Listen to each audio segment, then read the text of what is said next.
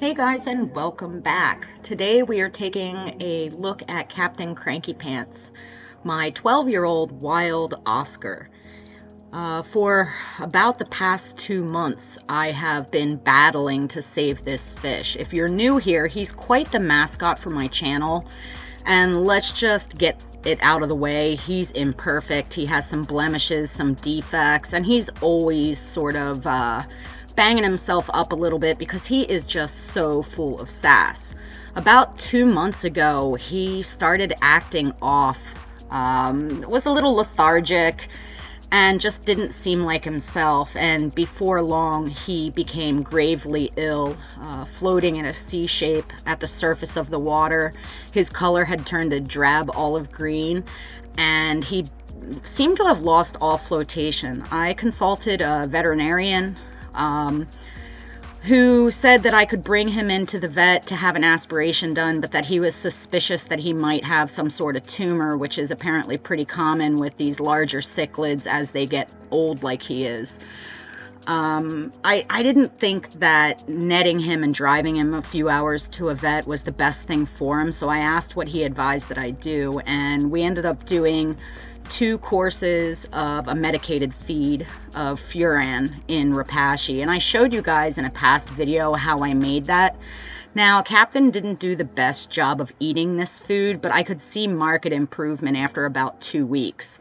At this point, he seemed to start having issues with his slime coat, so I did a 2 teaspoon per gallon salt bath, and I was doing daily water changes of about 20% through all of this, just to remove any debris, any uneaten food, and just try and bolster his immunity as much as possible.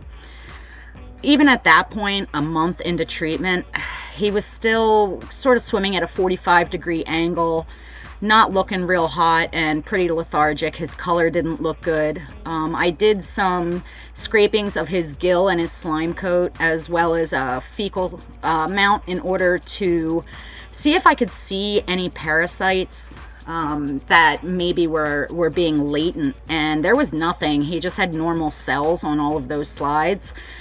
So I just continued to do supportive care, and finally, after about 2 months, he seems to be back to his old self, and I cannot tell you how relieved I am. It's going to be a very sad day in the fish room when I lose this guy, and I know it's only a matter of time because he is quite old, but you can see he is certainly feeling quite well. In fact, I've had to drop his water line a little bit because he keeps feeding so aggressively that he's bonking his head on the lid of the aquarium. You may notice that he has a few defects on his forehead, and that's what that's from. So again, doing supportive care. But it's not at all uncommon for larger cichlids to get a little bit banged up just because they're so boisterous.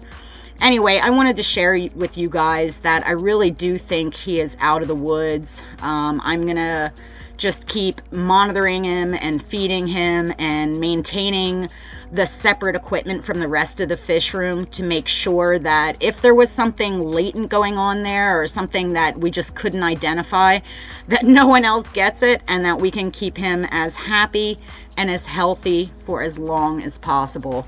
I know a lot of you are really fond of him, so I wanted to give you a formal update on this guy.